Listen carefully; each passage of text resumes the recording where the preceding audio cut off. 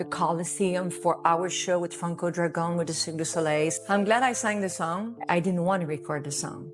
I'm so happy that my people don't listen to me.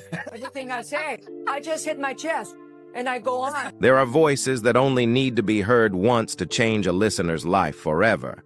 Céline Dion is that kind of voice. She doesn't need to be experimental. She doesn't need gimmicks. Just a single note is enough to make an entire hall fall silent, to move millions of hearts. The power of love, because you loved me and especially my heart will go on, are not merely songs, but collective memories, immortal anthems of a generation. But the spotlight has never told the whole story. Behind the thunderous applause lie silences filled with tears. From being the youngest child in a poor family with 14 siblings, sleeping in a drawer instead of a crib, Céline Dion stepped out into the world armed only with resilience and a heaven-sent voice. She built an empire worth over $800 million, conquered the greatest stages, yet also endured losses no wealth could ease. The death of the only love of her life, her brother passing away just 2 days later, her mother's departure, and finally her own body betraying her with a rare disease that turned every step into a battle. Céline Dion's story is not just a journey from poverty to legend, but a heroic ballad of endurance. A woman who sang even when her voice trembled, who stood tall even when her heart was broken, and who transformed her private pain into a shared strength for the entire world. Early life. Céline Marie Claudette Dion was born on March 30th, 1968, in the small town of Charlemagne, Quebec, Canada, a working-class place, poor and modest, just outside Montreal, yet 1,000 miles away from the glittering world of show business. She was the youngest of 14 siblings, and her arrival seemed to stretch the limits of a household already overcrowded and struggling. Her father, Ademar Dion, worked as a barber while also taking carpentry jobs to make ends meet. Her mother, Thérèse Tanguay Dion, a patient and resilient woman, carried the weight of raising a large family while holding the home together with love and simple, frugal meals. Poverty marked Céline's earliest years. In their tiny house, there weren't enough beds for everyone, so she slept in a drawer padded with blankets, her very first crib. For her, this was not a sorrowful memory, but the humble beginning of an extraordinary journey. From a child sleeping in a drawer to a superstar gracing the grandest stages on earth. Céline has often recalled, "We had nothing but music and love. But maybe that was enough for me to start dreaming." Music was the family's greatest treasure. Her father with his guitar, her mother with a heartfelt voice, and siblings constantly humming folk tunes or popular French songs. In their cramped kitchen, the family often gathered to sing, a ritual to wash away fatigue. And it was there that little Céline, frail and slight, began to find her own language. Music did not come to her through formal lessons, but through nights of singing together to drown out hunger, cold, and unpaid bills. By the age of 5, Céline was already performing, singing at her brother's wedding. People expected the innocent performance of a child, but instead they were stunned into silence by a soaring voice brimming with emotion, a sound they could hardly believe came from such a small body. It was not a child's game, but a sign that Céline carried within her a rare gift. Her childhood held no dolls, no balls, no school trips. Instead, she stood before the mirror practicing mouth shapes, training her breath, imitating every note her siblings sang. Many winter nights, with the wooden floors icy beneath her, She would lie awake listening to music drifting from her siblings' rehearsal room, softly singing along as though that were the only way to stay warm. For Céline, music was never a pastime. It was a lifeline, a way to escape poverty and discover a reason to exist. Scarcity also forged in Céline an uncommon resolve. While other children played carefree, she worked on perfecting her French pronunciation, and later she painstakingly mimicked English words syllable by syllable without yet understanding their meaning. Where others sought comfort, Céline embraced rigorous practice, treating each song as a battle to prove her worth.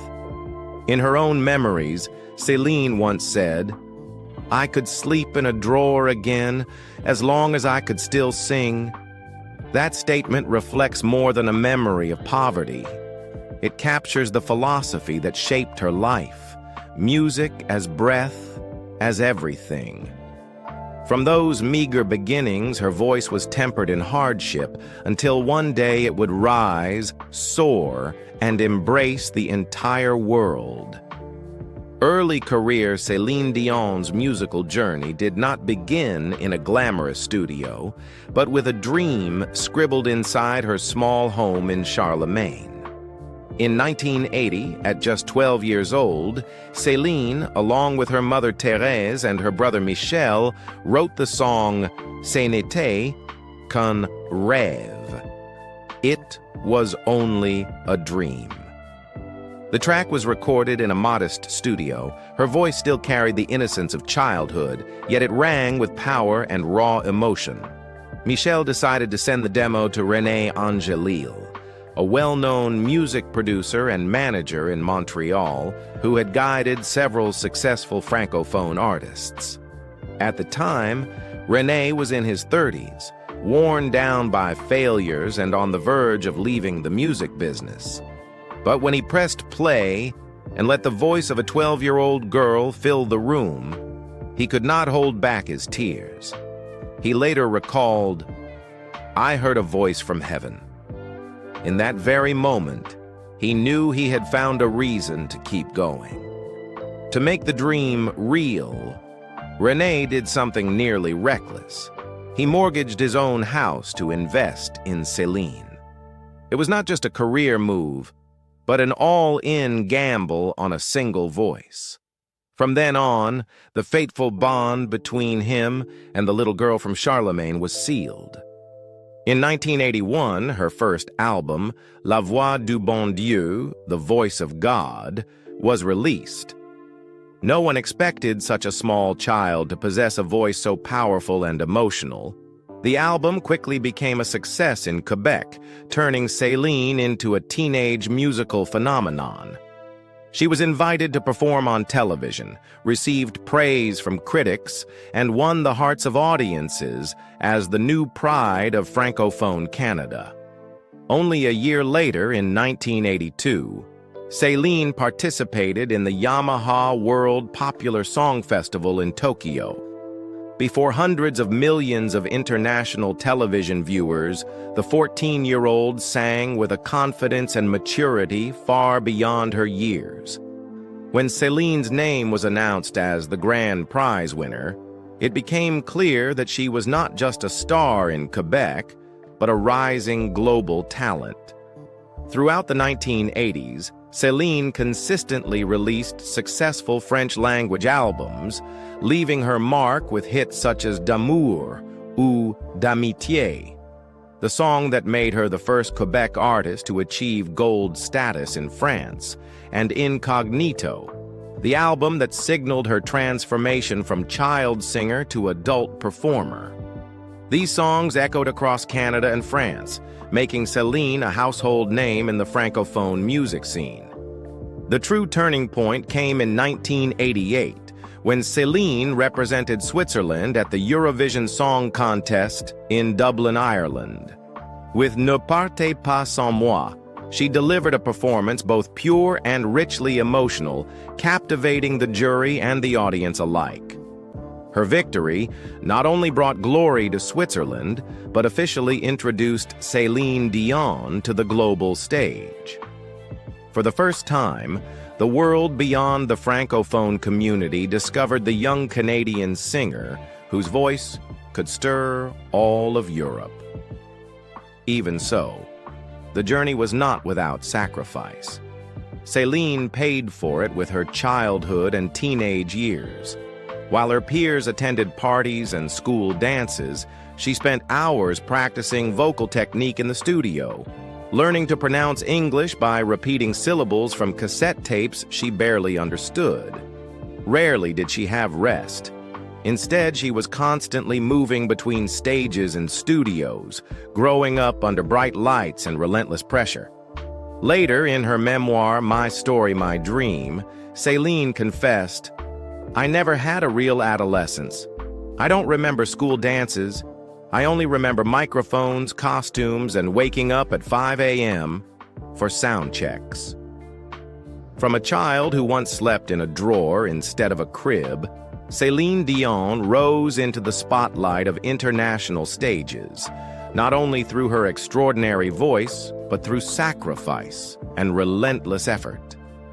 That became the firm foundation for the even greater triumphs that awaited her. Career success. After the challenging early years, Céline Dion did not stop at winning competitions. She turned them into a strategic springboard to enter the international market. Céline stepped into the 1990s with a bigger ambition: to conquer the world in English. For a girl from Quebec with a heavy French accent, often mocked for her pronunciation, this was no easy feat. Yet she patiently learned every word, every vowel, practicing with cassette tapes, even singing in English before fully understanding the meaning. She won over English-speaking audiences while keeping her Francophone soul in her delivery and interpretation. This was not just about changing languages, it was about reinventing herself, transforming from a Quebec star into a global icon. In the early 1990s, Céline devoted herself to reshaping her speech and diction, learning English almost from scratch. The first payoff was Unison, 1990, a roadmap for a new era. Its single Where Does My Heart Beat Now reached the Billboard Top 5, proving her pop-adult contemporary style, with its powerful belting, could cross cultural boundaries. By the time of Céline Dion, 1992, songs like If You Ask Me To and Love Can Move Mountains showed she could be both tender and explosive, a rare sensitivity that allowed her to resonate across diverse tastes. The next breakthrough came from cinema, Beauty and the Beast, 1991. Her duet with Peabo Bryson not only won the Academy Award for Best Original Song, awarded to the songwriters, but also positioned Céline as the voice capable of sealing emotion into on-screen love stories. From then on, the cinematic ballad became her defining territory. If Unison and Céline Dion opened the doors, The Color of My Love, 1993, made audiences stop and listen. The Power of Love elevated her to international stardom. Because You Loved Me, later tied to the film Up Close and Personal and included on Falling Into You in 1996, cemented her image as the voice of gratitude. When she sang, listeners didn't just hear her voice, they heard their own love stories. Falling Into You, with its wide-ranging arrangements, from power ballads to Latin-flavored pop, won multiple top awards the year it was released and reinforced her title as the Queen of Adult Contemporary. Then came 1997, the year the Titanic sank again in humanity's memory, and Céline's voice became its emotional lifeboat. My Heart Will Go On, recorded almost in a single take, did not just top charts worldwide, it became an anthem of longing. The song earned major awards, Grammy for Record of the Year, Oscar for Best Original Song awarded to its writers, and turned the album Let's Talk About Love, 1997, into a phenomenon. Beyond Titanic, it featured Tell Him, a duet with Barbra Streisand, and Immortality, written by the Bee Gees. At this peak, Céline demonstrated both technical stamina, pitch control, breath mastery, and interpretive depth. The ability to turn universal lyrics into intimate experiences for every listener. By the late 1990s, Céline didn't slow down but adjusted her pace. These Are Special Times, 1998, became one of the defining Christmas albums of the era, with The Prayer, a duet with Andrea Bocelli, while All the Way, A Decade of Song, 1999, both summarized her decade and opened a new chapter with That's the Way It Is, a brighter pop sound, signaling a short pause so she could embrace motherhood. In 2002, Céline returned with A New Day Has Come. Not just an album, but a statement of rebirth after the birth of her first child. The music leaned toward light and healing. Then came One Heart, 2003, featuring I Drove All Night with its restless road trip energy, showing she could reinvent classics without losing her identity. Miracle, 2004, a photo and music project on motherhood with photographer Ann Geddes, was a gentle retreat from grandeur into intimate tenderness. Taking Chances, 2007, shifted slightly toward pop rock, proving Céline was never trapped in ballads. But her greatest innovation of this era did not come from the studio, but from Las Vegas. The show, A New Day, 2003 to 2007, directed by Franco Dragone, followed by the residency Céline, 2011 to 2019, at Caesar's Palace, redefined live entertainment, transforming Vegas from a nostalgic stop into a capital for contemporary artists. Commercially, the two residencies combined for over 1,100 shows and hundreds of millions in revenue. In terms of influence, they paved the way for a new generation of stars, from Elton John to Lady Gaga to Adele, to view residencies as career pinnacles, not final resting places. Entering the 2010s, Céline both preserved her legacy and engaged with modern sounds. Loved Me Back to Life, 2013, with its title track written by Sia, presented a more restrained, textured vocal style suited to contemporary pop trends. On the French side, Encore un soir, 2016, released after René's passing, was a musical diary, calm, mature, full of pauses. Its title track, written by Jean-Jacques Goldman, was a tender farewell to time itself. Courage, 2019, launched alongside a world tour, carrying a clear message: to keep going bravely even when life falls apart. Its sound was modern, but always centered on her storytelling voice. Seen across the decades, Céline's success is not only measured by numbers, over 250 million records sold, multiple Grammys, countless stage records, but by the emotional equation she has sustained for 3 decades. Every album solved a new puzzle: language, market, theme, or narrative.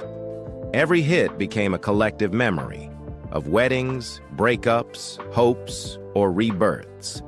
Every performance gave audiences back a piece of strength, not through flashy technique, but through the feeling of being understood.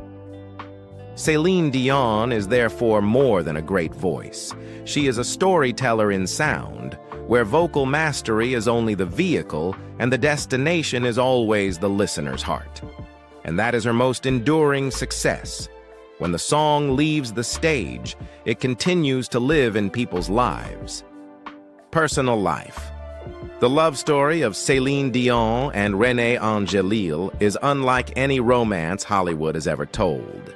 It began quietly, seemingly just a professional relationship, but became the deepest foundation of one woman's entire life. Renee was not only Céline's career guide, he became her anchor, her greatest love, her shield against a world that constantly demanded until there was almost nothing left to give. He believed in her even before she could believe in herself. And that belief lit a fire that never went out. A fire that turned into albums, sold-out tours, Grammys, and even an Oscar. But all of it, every triumph, every dollar, was built on silent sacrifices and invisible wounds. That's what made their story haunting and weighty. Not because Céline won, but because of how much she gave so others could keep believing in miracles. Her voice was never just sound. It was a bridge, from poverty to power, from silence to global anthems, from a cold drawer to a stage blazing with light. People will always remember the anthems, the awards, the standing ovations.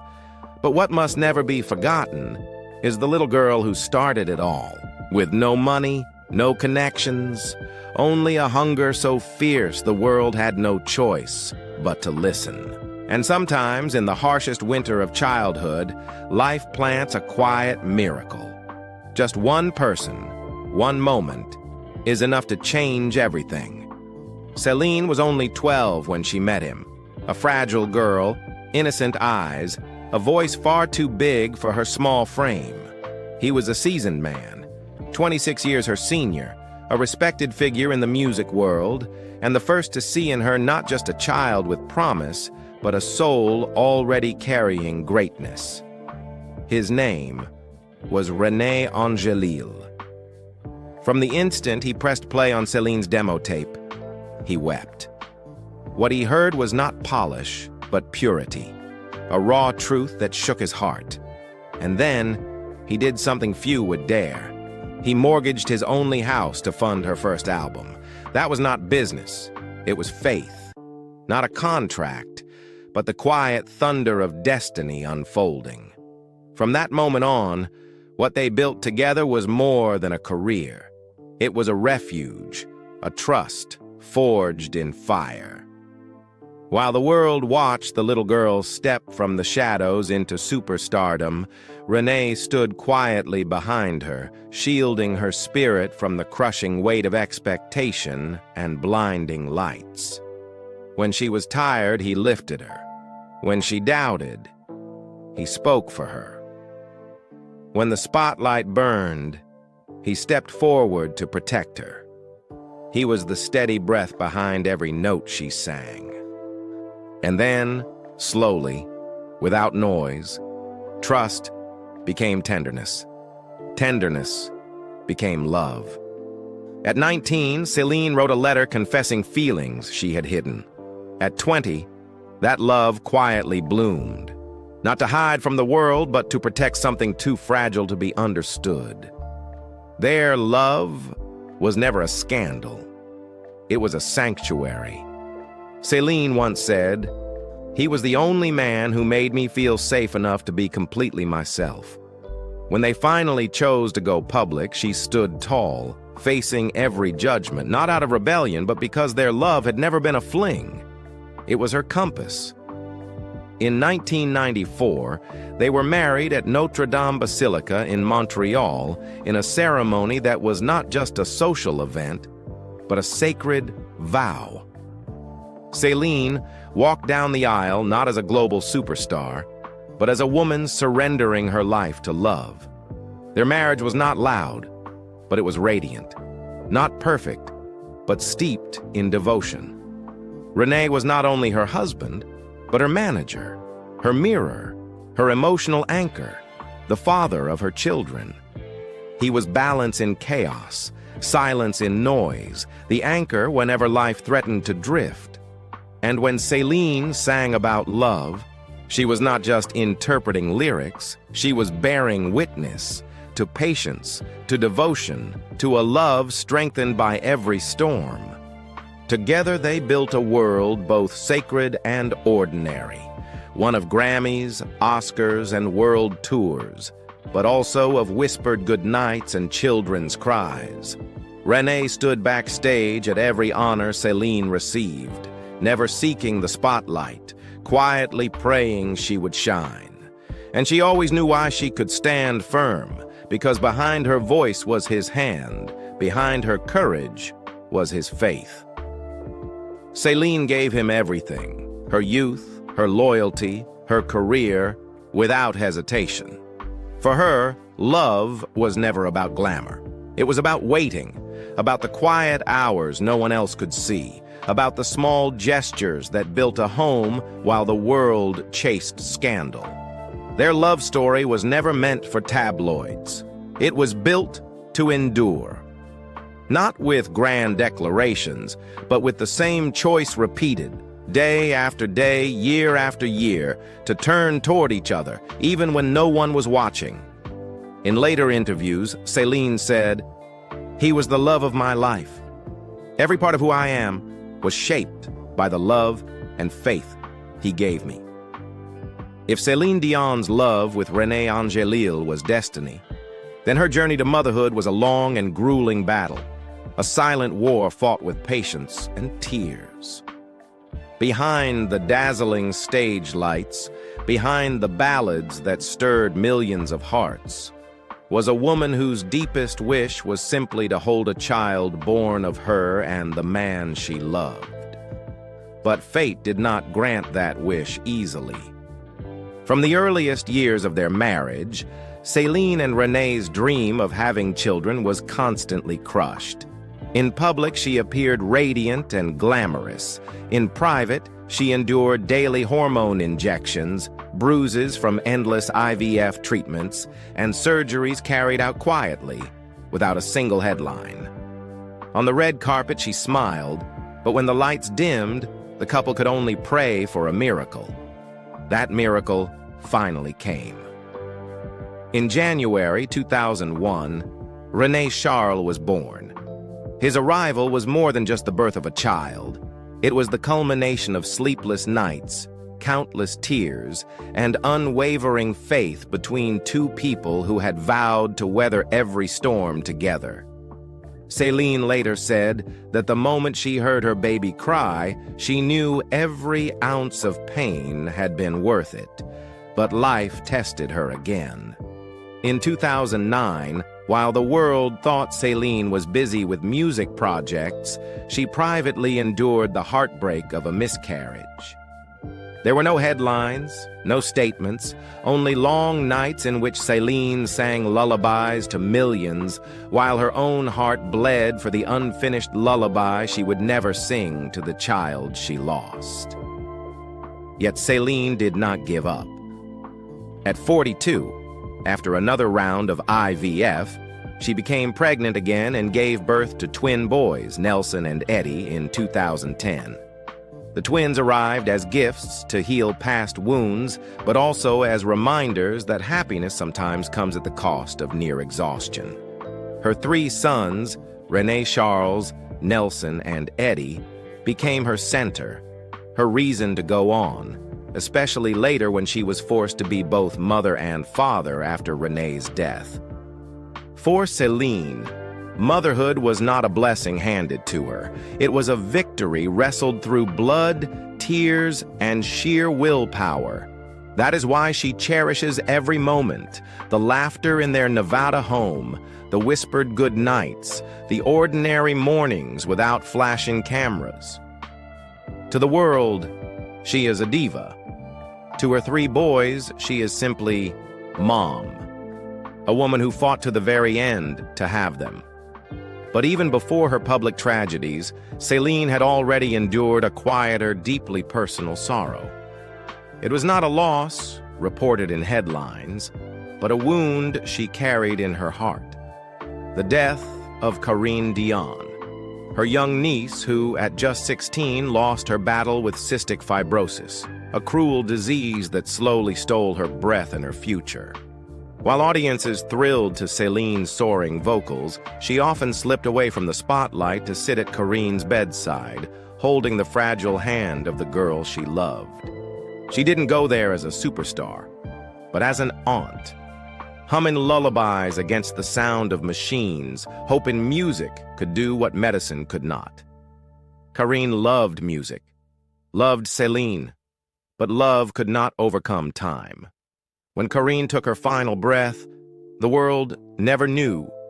There were no headlines. But Céline didn't need newspapers to mourn. She had her piano, and she had her grief. Out of that pain, she wrote Vol, a song never meant for charts or awards, but as a final gift, a lullaby of farewell, a letter set to melody. Fly away, little angel. Leave behind this cruel world and soar to the light, to the peace you deserve. And behind the thunderous applause, behind the trembling high notes that seemed to defy gravity, Céline Dion had been breaking for a long time. The world never saw the weight of loneliness at the top of glory, never saw the time she collapsed backstage from exhaustion. Cameras only captured the smiles, the glittering gowns, the standing ovations. But the migraines, the vocal cord injuries, the sleepless nights from relentless schedules, no one saw those. And yet, she gave everything. In 2003, when Céline accepted a long-term residency in Las Vegas, critics mocked it as a career graveyard. But through sheer perseverance, she turned it into a temple. More than 700 shows, over $600 million in ticket sales. And still, for her, the real value wasn't numbers. More than 3 million audience members sat beneath her stage, and they didn't just listen, they were understood. Céline's voice stitched wounds, spoke what could not be spoken, embraced people clinging to life. Her concerts were not just music, but prayer, therapy, healing. She didn't just sing. She poured out her very flesh and blood into every note. But as the cheers roared on, behind the curtains, she faced whispers of illness. Behind the forced smile and camera flashes was a woman slowly withering, like a rose locked away from sunlight. Still, she never retreated. Céline walked through fire in high heels, her heart burning from within, her face radiant under the lights. She sang for presidents, opened the Olympics, shook hands with royalty. But her greatest triumph was whispering lullabies to her 3 sons when no audience was there. Céline's empire stretched beyond music. Perfumes, fashion, real estate, world tours. Her fortune surpassed $500 million. But for her, the true wealth lay in fan letters, in the silent tears of someone who survived illness or heartbreak through one of her songs. Her strength came not only from her voice, but from her extraordinary endurance. She did not rise by luck, but by refusing to sink. No matter how trends shifted or critics turned, Céline stood firm, proud of her irreplaceable identity. Yet amid the blazing stages and breathless arenas, her mind often returned to quiet memories. The kitchen in Charlemagne, the spoon that served as a microphone, the drawer that was once her crib. The spotlight could crown her queen, but it was humility, discipline, and resolve that kept her grounded. Every song lifted the crowd, but it also mended cracks within her own soul. And so, even as the applause thundered on, she knew the price of every note was something only she could understand. And still, she sang. A life like a legend. Arenas trembling with her voice, her name blazing in lights from Tokyo to Toronto. Céline Dion did not just sing, she took flight. That voice did not just echo, it etched itself into hearts. But no one can escape gravity forever. And her fall did not strike her career, but her heart, her home, and the man who had seen her before the world ever did. René Angelil. He was not only her manager, not only her husband, He was the breath behind every silence, the flame behind every trembling note. They met when Céline was just 12, thin and shy, carrying dreams too big for her small frame. He, seasoned, 26 years older, scarred by failures enough to understand fragility, yet tender enough to weep at her voice. He didn't see a child, he saw destiny, and instead of simply investing, he staked his home, his future, on that voice. From that moment, Céline's career was no longer just work. It became a sanctuary built on faith. But love, however profound, cannot escape the cruelty of fate. In 2013, Renee was diagnosed with throat cancer. Without hesitation, Céline abandoned tours, left the stage, and stepped into the cold, white hell of hospitals with him. The world still shouted her name, but her life shrank to quiet rooms, where she gripped a hand growing colder each day. The voice that once shook stadiums became soft lullabies for one man, the one slipping away. On January 14th, 2016, Renee's breath ceased, and with it, half of Céline's soul was gone. The woman who once stood proud before billions now faced a wound no audience could see, no spotlight could soothe. The funeral was held at Notre Dame Basilica, where they had once vowed eternity. But this time, Céline walked alone. The empty seat beside her screamed of absence. The cold light through stained glass reflected in her hollow eyes. There were no more tears, only a vast emptiness. And in that moment, she understood. From now on, she must carry both halves of their promise. Since that day, every time Céline sings, it is not only music, it is an elegy, a message, a memory turned into sound. On stage, the audience sees her dazzling in sequins, hitting unreachable notes. But in truth, she is always singing with a void, an invisible seat reserved for him. And each time she bows, her head tilts slightly as if whispering, "Do you hear me, my love?" A love like that never dies. It echoes on, defying death. But the tragedy did not end there. Just 2 days later, on January 16th, 2016, fate struck again. Daniel Dion, her beloved brother who had stood beside her since childhood, also died of cancer. In less than 48 hours, she lost both her life partner and her blood brother. Half her future and part of her past torn away at once. There was no room to breathe, no time to grieve. The pain did not come in waves. It drowned everything, like a flood washing away the ground beneath her. At Daniel's funeral, there was no stage, no spotlight.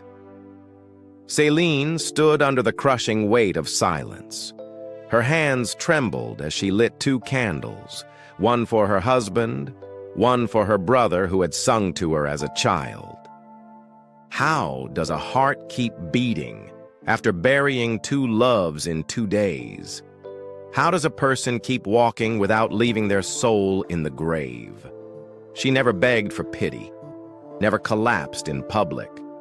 But those close to her whispered of long nights in Montreal, where Céline sat alone, clutching a photo until her knuckles turned white, lips moving his name without sound. The grief made her thinner, quieter, as though her music could only echo now through thick glass. When Renee died, Céline Dion did not just lose her husband, soulmate, and lifelong manager. She faced the brutal reality of raising 3 children alone. From then on, her life was no longer divided between stage and family. It revolved entirely around being a single mother, carrying the burden of being both anchor and guiding light for her sons. Renee Charles was just 15, while twins Nelson and Eddie were only 6. They still needed a father, but had only their mother. Céline had to become everything: the lullaby, the listener, the teacher, the source of strength. In the years after the funerals, audiences still saw her on stage and in the media, but when the curtains closed, she returned to her Las Vegas home to cook, read stories, or simply sit quietly with her boys. She admitted, being a single mother was a greater challenge than any sold-out tour. On stage, she only needed to hold her voice. At home, she had to hold the spirits of 3 children, learning to grow up in loss. Céline chose to raise them not with fame, but with simplicity. School drop-offs, encouraging music, honest talks about grief, always keeping faith that love would fill the emptiness. In the silence of dark rooms, when there were no lights or crowds, Céline still sang, not for thousands, but for her 3 sons drifting into sleep. Those lullabies had no applause, no roses, only the soft breath of a mother holding her children with all her heart. That is where Céline's true strength revealed itself. Not in invincible high notes, but in standing firm through unbearable pain to be the anchor her children needed. To René Charles, Nelson, and Eddie, she is not just the world's diva. She is the mother who sacrificed everything: sleep, tears, fame, even her health, to hold her family together. And it is that motherhood that gave Céline the strength to go on, even as her heart shattered and her body began to betray her. This was not merely loss. It was a fracture of the soul, not simply sorrow, but a chain of farewells so cruel even angels must have wept. And still, Céline stood, not to perform, but to remember, not to continue, but to honor her vow, because that is who she is, a woman molded by melody, but forged in tragedy, a voice that sings not just to be heard, but to prove that even in the deepest loss, a human being can still rise and sing again.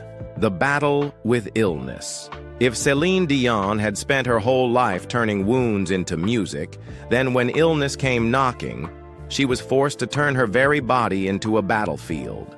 This was no longer about long nights behind a microphone, but endless days trapped in physical pain, where every step, every breath, became a test of endurance. The first signs began to appear around 2005. Her once unshakable, invincible voice suddenly trembled. Her breathing caught in strange, frightening ways. Céline admitted bluntly, "It freaked me out." But with the instinct of an artist who had learned to hide pain so as not to disappoint her audience, she chose silence. She kept shining on stage, dazzling in gowns, smiling radiantly in public, even as her body had already begun to sound the alarm. Behind the lights, the truth was far harsher. Violent spasms locked her body like chains, making every step an ordeal. To maintain the bare minimum of daily life, Céline resorted to dangerous doses of Valium, sometimes up to 90 milligrams a day, not to sleep, but just to eat, to stand, even to keep her voice functioning a little longer. She later confessed, "I could have died." It was not a metaphor, but a genuine brush with death, hidden behind the days the public still saw her shining. In 2022, the final veil of secrecy had to be lifted. Céline revealed that she suffers from stiff person syndrome, a rare neurological disorder so cruel it turns the body into a living steel statue, robbing her of movement, and above all, threatening her voice, the soul and essence of her entire life. For anyone, it would have been a brutal sentence. For someone who lived to sing, it was nothing less than collapse. In the documentary I Am Céline Dion, the public finally witnessed the dark side of this journey. No longer the diva whose voice soared into the clouds, only a woman curled on a therapy table, her body seized in uncontrollable spasms, her hands clenched white as the doctor whispered, "Squeeze, if it hurts? She squeezed and squeezed again until her face twisted in agony and tears rolled down. There was no soundtrack, no applause, only a chilling silence where the audience realized Céline's pain had never been performance. And yet, what makes Céline Dion immortal in the hearts of her audience is not just her voice, but how she chooses to rise when everything conspires to drag her down. In another scene of the film, she walks shakily into the studio, eyes red with exhaustion, but still manages a smile. If it cracks, then it cracks. But if it works, it'll be the happiest day of my life. A simple phrase, yet it carries the soul of an artist, not chasing perfection, only the chance to sing, only the joy of knowing music still flows through her veins. Today, Céline no longer conquers stadiums of tens of thousands. She spends her time in Las Vegas with her 3 sons, living slowly around a routine of therapy and recovery. Each day begins with painful physiotherapy sessions, a strict diet, and ends with quiet evenings at home where she still hums lullabies to her children. There are no audiences, no spotlights, but those lullabies are the clearest proof. Music has never left her. If once Céline's strength was in the high notes that made millions weep, today it lies in her ability to rise each morning, to smile at her children, to attempt a song even when her body betrays her. She has stepped out of the image of the invincible diva, becoming instead the embodiment of resilience. A woman who sings even when her voice cracks, who stands firm even when her legs tremble. The battle against illness has transformed Céline Dion into a new kind of symbol, no longer the model of perfection, but the proof of courage. And perhaps it is in that very fragility that the world loves her more than ever, because they see that Céline Dion is not only an immortal voice, but also an unyielding heart. Wealth and lifestyle. When people think of Céline Dion, they remember not only the legendary voice, but also the vast empire of wealth she built with sweat, tears, and resilience. After more than 4 decades of dedication, she has amassed an estimated fortune of over 800 million, a figure that astonishes the world. More importantly, every dollar of that fortune is tied to exhausting nights on stage, endless recording sessions that stretched until dawn, and silent sacrifices few ever saw.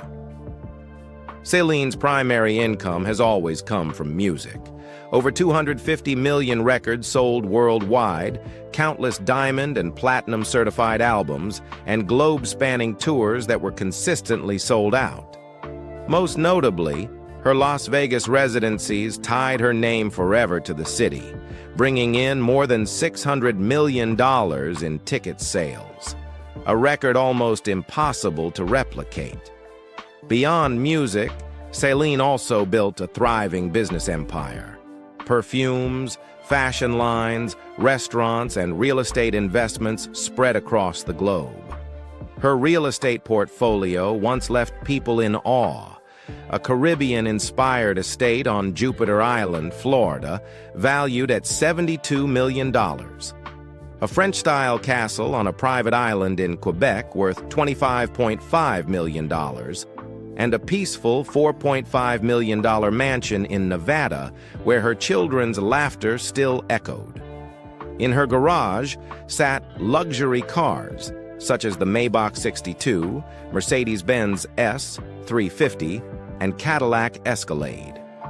In the skies, her $42 million Bombardier Global Express private jet once carried her around the world, not always for indulgence, but often to outrun private pain while continuing her mission to reach audiences. And yet, Céline Dion never allowed wealth to obscure her true self. Behind the staggering numbers, she chose a quiet, modest way of life. After selling much of her real estate, she centered her life in Las Vegas, not as a diva on red carpets, but as a mother quietly raising her 3 sons. She kept a disciplined routine, a strict diet, daily exercise, and therapy to maintain her health. Luxury was no longer glittering banquets, but evenings gathered with family, the simple everyday moments she had once sacrificed her youth to reclaim. Céline's lifestyle reflects who she is, proud yet unpretentious, strong yet humble. She still appears on the streets with elegance, surrounded by bodyguards and camera flashes. But once the doors close, she is just a woman in comfortable clothes, cooking simple meals for her children and softly singing lullabies at the piano. That immense fortune is not only proof of her success, but also a shield of security, reassurance that she can provide for her family, especially as her health becomes increasingly fragile. For Céline, money was never the ultimate goal. Her greatest treasure has always been her ability to turn music into life for millions, and the love of motherhood that has kept her standing strong when everything else fell apart. Legacy and influence. The legacy Céline Dion leaves behind goes far beyond record-breaking numbers, lavish homes, or a fortune worth hundreds of millions. It lies in every note, every moment when listeners felt lifted by her voice. People call Céline the voice of the century, but to millions of hearts, she is also a companion through loneliness, loss, or unexpected joy. Her music has not only sold more than 250 million records, placing her among the most successful artists of all time, but has also become a universal emotional language. My Heart Will Go On is not merely the theme song of Titanic, it has become an eternal hymn of love and remembrance. The power of love is not just a ballad, but a declaration that love can heal every wound. And Because You Loved Me has become a timeless expression of gratitude from millions to parents, lovers, or benefactors.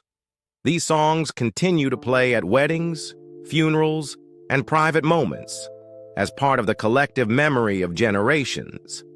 Céline also helped transform Las Vegas into a sanctuary for world-class shows. Before her, residencies in Vegas were dismissed as career graveyards.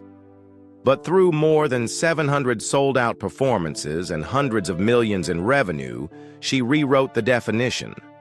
Las Vegas was no longer the end, but a new pinnacle, a standard for artists seeking long-lasting connection with their audiences. Her influence also lies in her devotion without scandal. In an industry where many stars are consumed by controversy, Céline maintained a spotless image, dedicating herself to art and family. That made her a rare model, a global diva who remained humble, a woman of immense success, who never lost touch with her roots. Beyond singing, Céline left her mark through quiet philanthropy. She donated generously to children's hospitals, supported cystic fibrosis research, the disease that claimed her niece Corinne. She rarely flaunted her compassion publicly, yet those silent acts saved lives, offered comfort, and restored hope. Today, as her health no longer allows her to command the stage, her legacy shines even brighter. She has not only left songs that live in the hearts of listeners worldwide, but also a lesson in living. That even when the voice cracks, even when the body betrays, a person can still choose to rise, proud and full of kindness. Céline Dion proves that greatness is not measured by how high you can sing, but by how you sing when your heart is full of cracks. That is the legacy no illness can steal, no time can erase. Present life. Although Céline Dion's health no longer allows her to embark on long tours, the years 2024 and 2025 have still been marked by special moments that affirms she has never left music or her audience. In 2024, Céline made an emotional return through the documentary I Am, Céline Dion, released in June on Amazon Prime Video. The film not only revealed her battle with the rare stiff person syndrome, but also captured her most intimate moments, hidden pains, and extraordinary resilience. It immediately created a global sensation, becoming one of the platform's most watched documentaries. Alongside the film came the soundtrack album I Am, Céline Dion, a collection of her hits and career-defining songs presented as a heartfelt tribute to her fans. The most stunning moment came in the summer when Céline unexpectedly sang Hymne à l'amour from the balcony of the Eiffel Tower during the opening ceremony of the Paris 2024 Olympic Games. Her voice, though no longer as flawless as before, left the world in awe. Soon after, she performed at Ali Saab's 1001 Seasons fashion show in Saudi Arabia, delivering The Power of Love and I'm Alive, proving her presence has never faded. In May of that year, the mashup Set My Heart on Fire, I'm Alive X and The Beat Goes On, was released, unexpectedly entering the UK Top 40 and topping the Quebec charts, her rare return to the rankings after many years. As 2025 began, Céline once again touched audiences when she sent a video message to Eurovision, held in Basel, Switzerland, the stage of her historic 1988 victory. With a warm voice and gentle smile, she reminded the world that music will always be a bridge of connection. And she expressed her deepest gratitude to the country that first opened the global door for her. Early in 2025, Céline also shared a rare personal moment. A photograph with her three sons, René Charles, Nelson, and Eddie, commemorating the 9th anniversary of her husband, René Angelil's passing. No ornate words were needed. The simple picture alone conveyed the love, unity, and strength of family that have always been her greatest anchor. Meanwhile, Titanic, the comedic stage musical inspired by Céline Dion, continued its worldwide success. After a hit run on Broadway, it expanded to the West End in London, Sydney, Toronto, and is scheduled to premiere in Paris in April 2025. The fact that a musical bearing her name still sells out globally is proof of Céline's enduring appeal and cultural influence. In recent years, Céline Dion has appeared less frequently in public, but every time she does, the world seems to pause. She has turned each return, however small, into a reminder that her voice, her spirit, and her heart have never stopped singing. The life of Céline Dion is proof that true light does not come from dazzling stages, but from the ability to stand tall when everything else has collapsed. From a little girl sleeping in a drawer to a global icon, from ballads that moved millions of hearts to quiet days of battling pain, Céline has never allowed suffering to extinguish her faith. What makes her a legend is not the number of awards, but the way she sang with her whole heart, loved with total devotion, and lived with strength far beyond human limits. Céline Dion's story reminds us that greatness is not measured by glory, but by the courage to go on, even when everything seems lost. Which Céline Dion song has touched your heart the most? Share your memory in the comments. And if you value her journey, don't forget to hit like and subscribe so that her voice will continue to echo forever.